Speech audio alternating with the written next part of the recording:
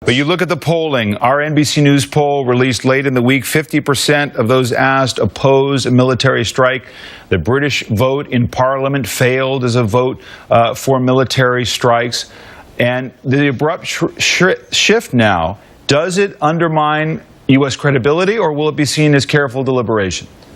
I hope and pray it will be seen as careful deliberation, as appropriate exercise of American constitutional process. The United States is strongest when the Congress speaks with the President, when the American people are invested because we've had an appropriate vetting of all of the facts. Let me just add this morning a very important recent development that in the last 24 hours we have learned through samples that were provided to the United States and that have now been tested from first responders in East Damascus, and hair samples and blood samples have tested positive for signatures of sarin.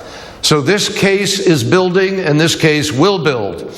And I don't believe that my former colleagues in the United States Senate and the House will turn their backs on all of our interests, on the credibility of our country, on the norms with respect to the enforcement of the prohibition against the use of chemical weapons, which has been in place since 1925. The Congress adopted the Chemical Weapons Convention.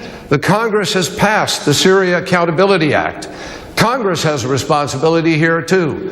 And I think that Congress will recognize that and realize that our interests with respect to Iran, we are hoping we have a diplomatic resolution of this standoff on the nuclear program in Iran. But if we don't, Iran will read, importantly, what we decide to do with respect to the enforcement of this convention in Syria. Likewise, Israel.